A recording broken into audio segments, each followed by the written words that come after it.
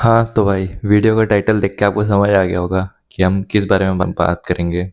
तो हम बात करेंगे कि अगर आप वर्कआउट करते हैं और अगर आप वर्कआउट एक टाइम पीरियड के लिए आप छोड़ देते हैं तो आपके मसल्स कैसे रिएक्ट करते हैं, क्या मसल लॉस होता है, कितना लॉस होता है और उसको हम कैसे प्रिवेंट कर सकते हैं। तो जैसे कि अगर आप वर्कआउट कर रहे हैं, ठीक है, 1 साल से वर्कआउट कर रहे हैं और मान लीजिए आप 2 महीना या 3 महीना के लिए आप कैप कर देते हैं, ठीक है। तो अब मसल लॉस तो होगा।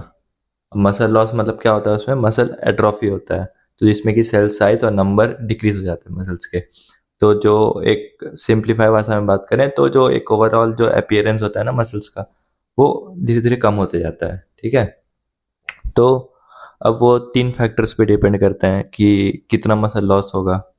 पहला आता है कि टाइम पीरियड। अगर आप कम टाइम के लिए कर रहे हैं, मतलब मान लीजिए कि 2 वीक, 3 वीक, 3 हफ्ते ऐसा, तो उसका रेट कम होगा, ठीक है। और अगर आप ज़्यादा टाइम पीरियड के लिए कर रहे हैं, मान लीजिए 2 महीना, 3 महीना, तो ऑब्वियसली मसल लॉस ज़्यादा होगा। दूसरा आता है कि आप कितना वर्कआउट कर रहे हैं, कि वर्कआउट कर भी रहे हैं कि नहीं कर रहे हैं, कि कुछ फिजिकल एक्टिविटी हो रहा है थोड़ा बहुत कि नहीं हो रहा है। वो सब भी डिपेंड करता है, वो आता है सेकंड फैक्टर्स में।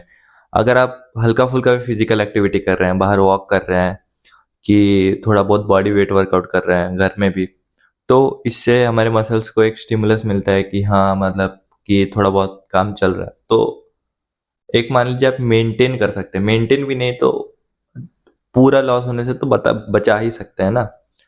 तो वो हो गया। और अगर आप वर्कआउट वॉल्यूम, और रिसर्चेस में ये भी देखा गया है कि अगर आप वर्कआउट वॉल्यूम को 1/9 भी कर देंगे, ठीक है, जो वर्कआउट आप पहले कर रहे थे 1/9 भी कर देंगे, तो आप उसको मेंटेन कर सकते हैं कुछ टाइम फ्रेम पीरियड के लिए, 2 या 3 महीना के लिए आप उसको मेंटेन करके रख सकते हैं, जो मसल मास आपने पहले बिल्ड किया था। और तीसरा फैक्टर आ जाता है कि आप कितना कैलोरीज ले रहे हैं, ठीक है। जैसे कि आपका मेंटेनेंस कैलोरीज है 2500, तो अगर आप वर्कआउट जैसे जो टाइम पीरियड के लिए छोड़ रहे हैं, तो उसमें अगर आप एकदम डेफिसिट में चले आएंगे तो मसल लॉस ज़्यादा होंगी। और अगर आप एज सच ले लीजिए कि मेंटेनेंस में है, या तो मेंटेनेंस ज़्यादा खा रहे हैं, सरप्लस में है, तो आप उससे मसल लॉस को थोड़ा ज़्यादा प्रिवेंट कर सकते हैं, ठीक है। तो अगर आपको प्रिवेंट करना है तो आप क्या कर सकते हैं कि मेंटेनेंस में खाएं, आपके मेंटेनेंस कैलोरीज में, या उससे सरप्लस में खा सकते हैं। और चौथा पॉइंट आ गया प्रोटीन इंटेक। तो प्रोटीन इंटेक बहुत ज़रूरी है, ठीक है, मसल प्रोटीन सिंथेसिस के लिए। अगर आप स्टिमुलस दे रहे हैं तो वो ब्रेक डाउन होगा, ठीक है, मसल। तो उसको बनाने के लिए प्रोटीन चाहिए ना, ठीक है। तो वही कि मेंटेन करने के लिए भी प्रोटीन चाहिए होता है। 1.6 से लेके 2.2 ग्राम पर केजी ऑफ बॉडी वेट आपको प्रोटीन चाहिए रहता है मसल बिल्ड करने के लिए और मेंटेन करने के लिए, है ना। तो इतना आपको खाना रहता है। अगर आप नहीं भी खा पा रहे हैं तो लेकिन आप 1.6 ग्राम पर केजी ऑफ बॉडी वेट जरूर खाइएगा, जिससे कि मेंटेन रहे कम से कम आपका मसल मास। तो मैं आपको एक एग्जांपल से समझाता हूँ। जैसे कि मैं रशिया में हूँ, ठीक है। तो जब मैं घर जाता हूँ इंडिया 2 मंथ्स या 3 मंथ्स के लिए, पिछले बार गया था 2 मंथ्स के लिए और इस बार लगभग 2.5 ऐसा।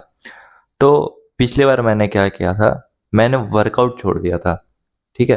वर्कआउट छोड़ दिया था और डाइट तो किया ही नहीं था। तो जो साइज है पूरा ही कम हो गया था, मतलब एकदम। आपको मैं बिफोर एंड आफ्टर का फोटो अगर होगा मेरे पास तो मैं दिखाऊंगा, वो आप देखिएगा और आपको खुद पता लगेगा कि हाँ, साइज कम हुआ है, ठीक है। और इस बार जब मैं घर गया था, वर्कआउट तो मैंने 1 महीना किया और दूसरा या तीसरा महीना ट्रैवलिंग में वर्कआउट छूट गया। और लगभग थोड़ा बहुत बॉडी वेट वर्कआउट्स करता था, जहाँ भी जाता था तो ट्राई करता था कि हाँ हो जाए। लेकिन इस बार मैंने डाइट छुआ भी नहीं, मतलब ना प्रोटीन सही से लिया, सिर्फ जंक खाया या घर का खाया। मतलब एक, आप जानते हैं इंडियन फूड्स में कितना प्रोटीन रहता है, तो प्रोटीन तो ना के बराबर मिल रहा था, ठीक है, जो भी थोड़ा बहुत मिल रहा था। और मेन कार्बोहाइड्रेट फैट्स वो सब था। तो जो मैंने मसल मास बिल्ड किया था वो तो लॉस होते जा रहा था, ठीक है। ऊपर से जो मैं एक्स्ट्रा जो फैट्स ले रहा था वो सारे एकदम बॉडी में लग के फैट के रूप में आ गया, मसल्स गया, फैट आ गया। तो अब ऐसा अपीयरेंस आता है कि मेरा बॉडी वेट था 70 किलो जाने से पहले, अभी भी है मेरा 70 किलो, 70 किलो था मतलब आने के बाद था। लेकिन आप प्रीवियस और अभी का फोटो देखेंगे, आपको पूरा पता चलेगा कि एक जब मसल मास रहता है तो फोटो कैसे दिखता है या बॉडी कैसे दिखती है, और सिर्फ फैट में बॉडी कैसे दिखती है सेम बॉडी वेट पे। और एक और चीज़ है, एक एडवांटेज ये रहता है कि अगर आपको एक साल लगे थे वो फिजिक को अचीव करने के लिए, बनाने के लिए उतना टाइम लगा था, लेकिन आपको उतना टाइम नहीं लगेगा फिर से वो फिजिक को लाने के लिए। क्यों? क्योंकि हमारे मसल्स में एक मसल मेमोरी रहता है। ठीक है, होप आपको समझ आया होगा ये। तो अभी चलते हैं वर्कआउट करने, और आज है मेरा आर्म्स का वर्कआउट, तो करते हैं आज जाके।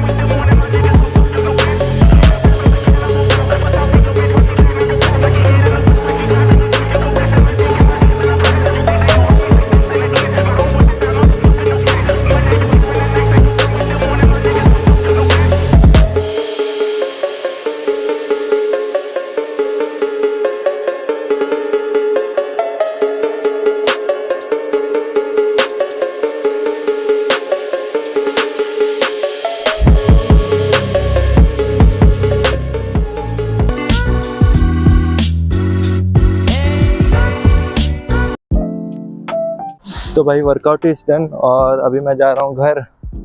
तो आज मैंने बेसिकली आर्म्स वर्कआउट किया और साथ में साइड डेल्ट्स, क्योंकि मैं फ्रंट डेल्ट को चेस्ट डे में ट्रेन करता हूँ। तो अभी थोड़ा सामान वामान खरीदना है, तो सामान वामान खरीदते हैं और मिलते हैं आपसे नेक्स्ट वीडियो में। तब तक के लिए बाय बाय।